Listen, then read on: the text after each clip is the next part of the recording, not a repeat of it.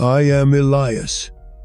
In the beginning there was silence, a vast and profound emptiness stretching into infinity.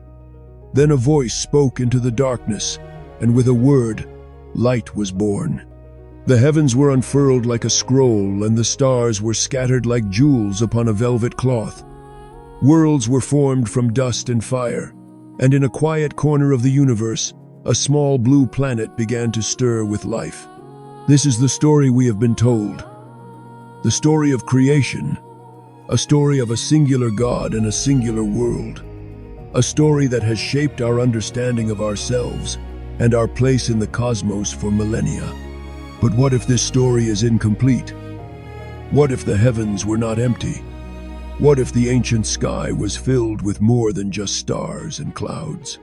What if the sacred texts that have guided our spiritual journey are not just a record of our relationship with God, but also a chronicle of our encounter with beings from beyond our world? This is a journey into the heart of that mystery. A journey to explore the possibility that the Bible is not just a book of faith, but also a book of contact. A journey to ask the question, what if we were never alone? The ancient world was a world of wonders. A world where the veil between the seen and the unseen was thin. Our ancestors lived in a state of constant awe. They saw the hand of the divine in the rising of the sun, in the changing of the seasons, in the fury of the storm, and they saw it in the sky. The heavens were a source of endless fascination and of profound terror. They were the abode of the gods, the realm of the spirits, the place from which all power and all meaning flowed. And sometimes from those heavens things would descend. Lights in the night sky, chariots of fire, pillars of smoke, beings of light who spoke with human voices and who brought messages of warning, of wisdom, and of a destiny that was written in the stars. How did our ancestors interpret these encounters? They used the language they had, the language of myth, the language of religion. They called these beings angels. They called them messengers. They called them gods. But what if they were something else? What if they were travelers from another world? Beings of a technology so advanced that it was indistinguishable from magic. Beings of a wisdom so profound that it could only be described as divine. What if the story of the Bible is the story of a long and complex relationship between a young and developing species and an older and far more advanced cosmic intelligence? This is not a question of faith versus science. It is a question of expanding our understanding of both. It is a question of reading the ancient texts with new eyes, of seeing the possibility that the spiritual and the extraterrestrial are not mutually exclusive, but two different aspects of a single and far more magnificent reality. Consider the story of the Tower of Babel, a story of a united humanity, a people of one language and one purpose, who sought to build a tower that would reach into the heavens. A story of a God who in his anger and his fear confused their language and scattered them across the face of the earth. It is a story that has been interpreted for centuries as a cautionary tale about the dangers of human pride. But what if it is something else? What if it is a memory of a time when humanity possessed a form of consciousness, a form of communication that was so powerful that it threatened the established order? What if the tower was not just a physical structure, but a spiritual one? A gateway, a portal, a means of accessing other dimensions, other realities. And what if the beings who scattered humanity were not acting out of anger, but out of a kind of cosmic quarantine, a desperate attempt to prevent a young and immature species from wielding a power that it was not yet ready to handle? Consider the story of Abraham, a man who is called out of his home and his country by a voice that speaks to him from a burning bush. A man who is promised that he will be the father of a great nation, a nation that will be a blessing to all the peoples of the earth. A man who is visited by three mysterious strangers who appear out of nowhere, who share a meal with him, and who foretell the birth of his son and the destruction of the cities of Sodom and Gomorrah. Who were these strangers? The text calls them angels. But they are described as men. They eat, they drink, they walk, and they talk. and they possess a knowledge of the future that is uncanny. What if they were not supernatural beings but something else? Observers, guardians, representatives of a cosmic civilization that had taken a special interest in the future of the human race. What if the covenant that was made with Abraham was not just a spiritual contract but a genetic one? A long-term project to guide the evolution of a particular bloodline to prepare a people for a destiny that was far greater than they could ever imagine. Consider the story of the Exodus. The story of a people who are led out of slavery by a pillar of cloud by day and a pillar of fire by night. A pillar that is described as a physical object. A pillar that could guide them, that could protect them, that could communicate with them. What was this pillar? A miracle? A manifestation of God's presence? Or was it a machine? A craft of some kind? A vehicle that was capable of leading a nation of millions through the harsh and unforgiving wilderness? And what of the events at Mount Sinai? The story of a mountain that was covered in smoke and fire. A mountain that trembled and shook. A mountain from which a voice spoke with a sound like a trumpet, giving a law that would become the foundation of Western civilization. The people were terrified. They were warned not to approach the mountain lest they be destroyed. Only Moses was allowed to ascend into the cloud into the presence of the being who called himself Yahweh. Who was this being? A disembodied spirit? Or was he a physical entity? A commander of a great and powerful ship that had landed on the mountain. A being who had chosen a single man to be his intermediary, his ambassador to the human race. Consider the visions of the prophets. The story of Ezekiel, who sees a wheel within a wheel. A flying chariot of fire that is powered by living creatures with the faces of a man, a lion, an ox, and an eagle. A craft that is described with a level of technical detail that is astonishing. The story of Elijah, who is taken up into heaven in a whirlwind in a chariot of fire. The story of Isaiah, who is taken into the council of the gods, and who sees a future that is filled with both terror and hope. Were these just dreams, hallucinations, or were they real encounters? Men who had been chosen to be witnesses to a reality that was far beyond the comprehension of their contemporaries. A reality of other worlds, of other dimensions, of other forms of life. A reality that was so profound, so transformative, that it could only be described in the language of poetry, of prophecy, of divine revelation.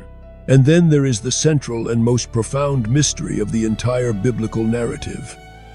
The story of Jesus, a man who is born of a virgin, a man who can heal the sick, raise the dead, and control the forces of nature. A man who speaks with an authority and a wisdom that is otherworldly. A man who claims to be the Son of God. Who was this man? Was he simply a great moral teacher? A Jewish mystic? A political revolutionary? Or was he something more? The Gospels are filled with clues that point to a more cosmic origin. The story of a star that guided the wise men to his birthplace. A star that is described as moving and stopping and hovering over a specific location. The story of his baptism, where the heavens were opened and a voice spoke from the sky. The story of his transfiguration, where he was seen speaking with two other mysterious figures, Moses and Elijah, and where his own appearance was changed into a being of dazzling light. The story of his resurrection, where he appeared to his disciples in a locked room, where he could pass through walls, where he could ascend into the clouds and disappear from their sight. And his final promise, a promise that he would one day return in the same way that he had left, on the clouds of heaven with power and great glory. What if the story of Jesus is not just the story of a divine being who came to save humanity from its sins? What if it is also the story of a visitor from another world? A being of a higher consciousness, a being of a more advanced evolution who came to our planet to deliver a message of love, of peace, of a universal brotherhood that extends beyond the confines of our own small world. A message that we are all children of the same cosmic source. A message that the kingdom of heaven is not some distant and future reality, but a state of consciousness that is available to us here and now. A message that we too are capable of becoming more than we are. That we too are capable of becoming sons of God. To see the Bible through this cosmic lens is not to diminish its power. It is to enhance it. It is to see it not as a book of ancient and outdated myths, but as a living and breathing document, a document that is as relevant today as it was thousands of years ago. It is to see it as a story of our own, becoming a story of our own long and difficult journey from a state of cosmic childhood to a state of spiritual adulthood. It is to see it as a love story, a story of a creator who has never abandoned his creation, a story of a cosmic family that is waiting for us to wake up, to remember who we are, and to take our rightful place in the great and magnificent story of the universe. The heavens are not empty. They are teeming with life, with intelligence, with a love that is beyond our wildest imaginings. And the Bible is a doorway, a gateway to that larger reality, a map that has been left for us by our ancestors, a map that can guide us home. The journey is not over. The final chapter has not yet been written. We are living in a time of great and profound change, a time when the old world is dying and a new world is struggling to be born. A time when we are being called to let go of our old and limited beliefs and to embrace a larger and more inclusive vision of who we are and what we can become. The choice is ours. We can continue to cling to the old stories, the old fears, the old divisions, or we can choose to open our hearts and our minds to a new and more magnificent possibility. The possibility that we are not alone. The possibility that we are part of a grand and glorious cosmic family. The possibility that the kingdom of heaven is not just a dream, but a destiny that is waiting to be claimed. The very first verse of the Bible contains a profound mystery. In the original Hebrew, the word that is translated as God is not a singular noun. It is Elohim, a plural. A word that means the mighty ones or the shining ones. The story of creation is not the story of a single being, but of a group, a council, a team of creators. This plurality is a thread that runs throughout the Old Testament. We hear it when the Elohim say, "Let us make man in our image after our likeness." We hear it when they come down to see the city and the tower that the children of men had built. We hear it in the heavenly council that the prophet Isaiah was privileged to witness. Who were these? Elohim. Were they simply different aspects of a single divine being? Or were they a group of individuals, a team of scientists, geneticists, and planetary engineers who had come to this world to conduct a grand and ambitious experiment? The story of the Ark of the Covenant is another deep and abiding mystery. It is described as a wooden chest overlaid with gold, a chest that contained the 2 stone tablets of the law. But it was far more than just a container. It was a device of immense power, a device that could generate a powerful and deadly energy field, a device that could be used as a weapon of war, a device that was a means of communication with the being known as Yahweh. The instructions for its construction are given with a level of technical detail that is more reminiscent of an engineering blueprint than a religious text. The materials, the dimensions, the placement of the cherubim on the mercy seat. It was a device that had to be built to precise specifications, and it was a device that was extremely dangerous. Those who touched it improperly were struck dead. Those who looked inside it were consumed by a strange and terrible fire. What was this device? Was it a holy relic, a symbol of God's presence, or was it a piece of advanced technology? A power source, a communication device, a weapon, a piece of alien technology that had been given to a primitive people. A people who did not understand the science behind it, but who knew how to operate it through a set of ritualistic procedures that they had been taught. The Ark of the Covenant was the heart of the Israelite religion. It was the place where heaven and earth met, the place where a mortal man could speak with a god. But what if that god was not a disembodied spirit, but a being of flesh and blood? A being who was the commander of a great and powerful starship. A being who used the ark as a kind of cosmic telephone, a means of communicating with his chosen people from his throne in the heavens. Think of the destruction of Sodom and Gomorrah. The story tells of two cities so wicked that God decides to destroy them. Before the destruction, two beings described as angels arrive in the city to rescue Lot, the nephew of Abraham. They are described as men, and their appearance is so striking that the men of the city are driven into a frenzy. The angels strike the men with blindness, a feat that seems more technological than miraculous. They then urge Lot and his family to flee to the mountains and not to look back. As the sun rises, a rain of fire and brimstone falls from the sky, completely obliterating the cities. Lot's wife looks back and is turned into a pillar of salt. What was this event? A divine punishment? A volcanic eruption? Or was it a targeted military strike? A surgical cleansing of a region that had become a source of genetic or social contamination? The fire and brimstone could be a description of an advanced form of weaponry. The blindness, a temporary stunning device. The pillar of salt, a description of a human body exposed to a sudden and intense blast of energy. The story is a chilling reminder that the gods of the Bible were not just benevolent creators. They were also powerful and sometimes ruthless guardians of a cosmic law. And then there is the strange and beautiful story of Jacob's ladder. A story of a man who in his sleep sees a ladder or a stairway set up on the earth and its top reaching to heaven. And behold, the angels of God were ascending and descending on it. Was this just a dream? A symbol of the connection between heaven and earth? Or was Jacob witnessing something real? Was the ladder a physical object? A beam of light? A transport system of some kind? A shuttlecraft, perhaps moving between a mothership in orbit and a landing site on the ground? The story is a tantalizing glimpse into a world of unimaginable technology. A world where travel between the stars was as common as walking up a flight of stairs. A world that was just on the other side of the veil of our own limited perception. A world that was waiting for us to wake up and to see.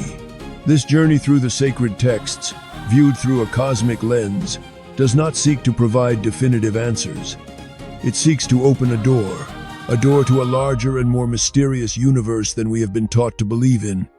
It invites us to become detectives of our own history, to question the narratives we have been given, and to search for the hidden truths that lie just beneath the surface of our most ancient stories.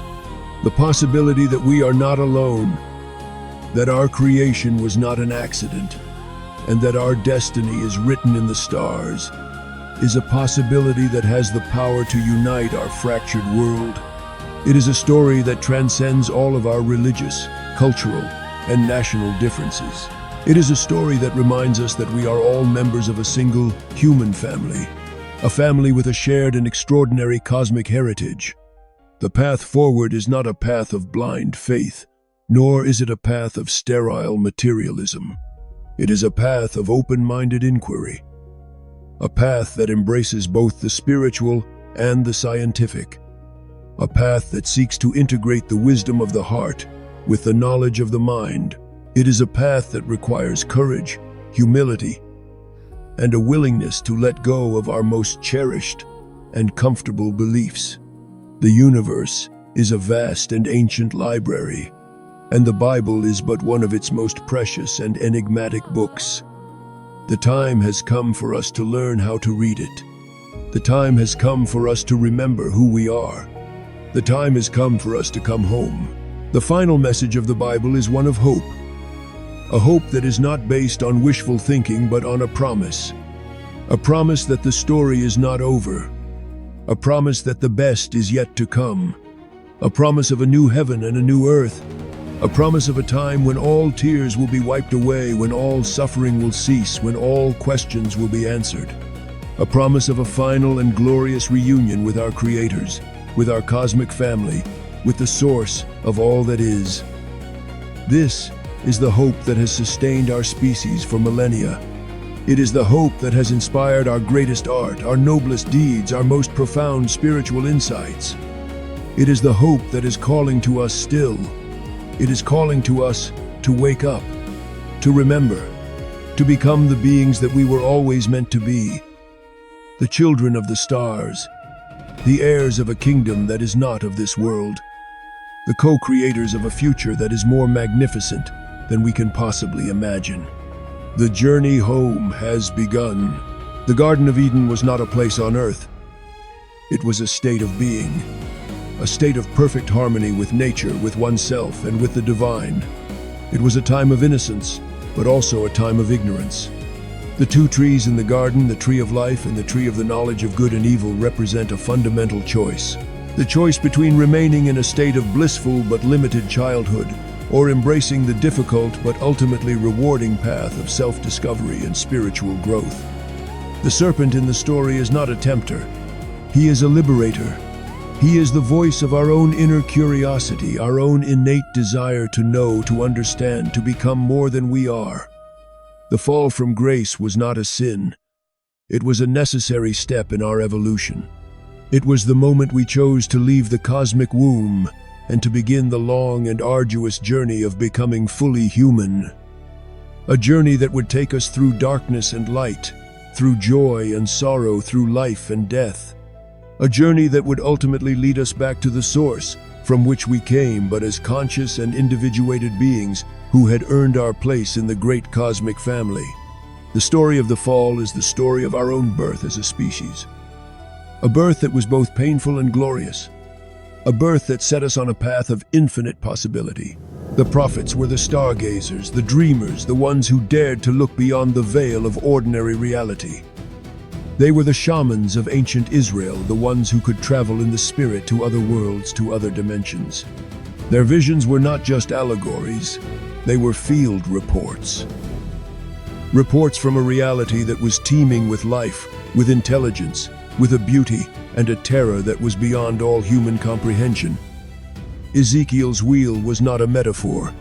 It was a vehicle, a Merkabah, a chariot of the gods, a machine that could bend space and time, a machine that could travel between the stars. Isaiah's heavenly council was not a dream. It was a real place, a celestial parliament, a galactic federation where the fate of worlds was decided. The prophets were the chosen few who were given a glimpse behind the curtain, a glimpse into the vast and complex machinery of the cosmos, a glimpse into a reality that was so strange, so wonderful, so utterly beyond our normal categories of thought, that it could only be described in the language of myth, of poetry, of divine madness. They were the lonely sentinels of a forgotten truth, a truth that is waiting to be rediscovered, a truth that will one day set us free. The story of Jesus is the story of the ultimate contact, the story of a being who was both fully human and fully divine, a being who was the perfect bridge between heaven and earth, a being who came to show us the way to our own divinity, the way to our own cosmic citizenship. His miracles were not supernatural events. They were demonstrations of a higher science, a science of consciousness, a science that could heal the body, calm the mind, and awaken the soul. His teachings were not a new religion. They were a new science, a science of love, a science that could transform the world. The resurrection was not a one-time event. It was a demonstration of our own potential, a demonstration that death is not the end, but a transition to a new and more glorious form of life, a life that is not bound by the limitations of space and time, a life that is one with the great and magnificent symphony of the cosmos. The message of Jesus is a message of hope, a message of empowerment, a message that we are not fallen sinners but nascent gods, a message that the kingdom of heaven is not a place that we go to when we die, but a state of being that we can access here and now. A state of being that is our birthright. A state of being that is our destiny. The Bible is a treasure map. A map that has been left for us by our ancestors. A map that can lead us to the greatest treasure of all. The treasure of our own true identity. The treasure of our own cosmic heritage. The treasure of our own divine destiny. It is a journey that will require courage, humility, and a willingness to let go of everything that we think we know. But it is a journey that we must take, for the future of our species depends on it. The future of our planet depends on it. The future of the cosmos itself depends on it. We are the ones we have been waiting for. We are the generation that has been chosen to wake up, to remember, to become the beings that we were always meant to be. The children of the stars, the co-creators of a new heaven and a new earth. The time is now. The journey has begun. The modern world is a world of disenchantment. A world that has lost its sense of the sacred. A world that has replaced the mystery of the cosmos with the cold and sterile equations of a materialistic science. But the human spirit cannot live on bread alone. It needs meaning. It needs purpose. It needs a story that is big enough to live in. A story that can connect us to something larger than ourselves. A story that can give us a sense of our own true worth and our own true destiny. The story of the Bible read through a cosmic lens is such a story. It is a story that can heal the rift between science and spirituality. It is a story that can unite our fractured world. It is a story that can give us the hope and the courage that we need to face the challenges of our time. The challenges of climate change, of nuclear war, of social and political collapse. These are not just technical problems, they are spiritual problems. They are the symptoms of a deeper sickness, a sickness of the soul, a sickness that comes from having forgotten who we are. The cure for that sickness is not a new technology, a new political system, or a new religion. The cure is a new consciousness, a new way of seeing ourselves and our world, a way of seeing that is both scientific and spiritual, a way of seeing that is both rational and mystical, a way of seeing that is both human and divine. This is the consciousness that the Bible is calling us to. It is the consciousness of the Elohim. It is the consciousness of the Christ. It is the consciousness of our own true and cosmic self. The universe is not a random collection of dead matter. It is a living, breathing intelligence, a great and magnificent being, a being that is dreaming us into existence. And we are the dream. We are the eyes through which the universe sees itself. We are the ears through which the universe hears its own symphony. We are the voice through which the universe speaks its own truth. The Bible is a love letter from the heart of the universe to the heart of humanity, a love letter that is calling us home, home to our own true and divine nature, home to our own cosmic family, home to our own rightful place in the great and glorious story of the cosmos. The journey is long, the path is narrow, but the destination is assured. For we are not alone. We are loved. We are guided. We are cherished. We are the children of the stars. And we are going home. The Bible is not a book that can be understood with the mind alone. It is a book that must be experienced with the heart. It is a book that must be lived. It is a book that must be breathed. It is a book that must be sung. It is a book that must be danced.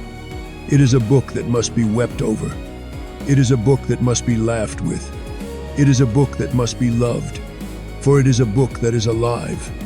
It is a book that is a portal to another world, a world that is not separate from our own but is interwoven with it in a deep and mysterious way, a world that is calling to us, a world that is waiting for us, a world that is our true and always has been and always will be, our true and always will be, our true home, the final word, the final destination, the final truth. We are all just walking each other home. The journey into the heart of the Bible's cosmic mystery is not for the faint of heart. It is a journey that challenges our most fundamental assumptions about reality, about God, and about ourselves. It is a journey that forces us to confront the possibility that we are not the masters of our own house, that our history is not our own, and that our destiny is intertwined with a cosmic drama that is far older and far more complex than we have ever imagined. But it is also a journey of profound hope and of immense liberation. It is a journey that frees us from the small and suffocating world of our own tribal and religious identities and invites us into a larger and more magnificent universe. A universe that is not cold and empty but is filled with an intelligence, a love, and a purpose that is beyond our wildest dreams. A universe that is our true home. The Bible is not a book of answers. It is a book of questions. It is a book that is designed to wake us up, to shake us out of our dogmatic slumbers, and to set us on a path of endless discovery. It is a book that is a mirror that reflects our own divine and cosmic nature, a mirror that shows us who we are, where we came from, and where we are going. The time has come for us to look into that mirror. The time has come for us to see ourselves for who we truly are.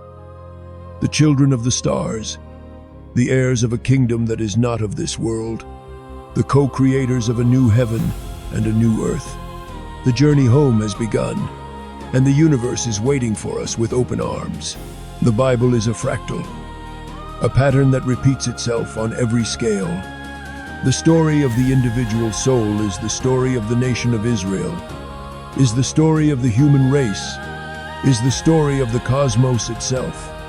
It is a story of creation, of fall, of redemption, and of final and glorious reunion. It is a story that is happening right now. We are living in a biblical time, a time of great and profound upheaval, a time of apocalypse, a time of revelation, a time when the old world is dying and a new world is struggling to be born. The choice is ours. We can cling to the past, to the old and outdated stories that have kept us in bondage for so long. Or we can embrace the future, a future that is calling to us from across the stars, a future that is more magnificent than we can possibly imagine. The Bible is not a book that belongs to any one religion, to any one culture, to any one people. It is a book that belongs to the world. It is a book that belongs to the cosmos. It is a book that belongs to you. Read it, study it, meditate on it, but most of all, live it. Live its message of love, of hope, of a universal and cosmic brotherhood. For in the end, that is the only message that matters. That is the only message that can save us. That is the only message that can take us home. The cosmic perspective on the Bible does not ask us to abandon our faith. It asks us to expand it. It asks us to see that the God we worship is not a tribal deity, not a celestial monarch, but the infinite and eternal intelligence of the cosmos itself. An intelligence that is not separate from us, but is the very ground of our being. An intelligence that is dreaming us and the entire universe into existence. The stories of the Bible are not just stories about the past. They are stories about the future. They are prophecies, not of a predetermined fate, but of a potential destiny. A destiny that we are free to choose or to reject. A destiny that is calling to us from across the ages, from across the vast and silent expanse of space. A destiny that is written not in a book of stone, but in the living and breathing fabric of our own DNA. The Bible is a key that can unlock the hidden doors of our own perception, a key that can open our eyes to a universe that is far more magical, far more intelligent, and far more alive than we have ever dared to imagine.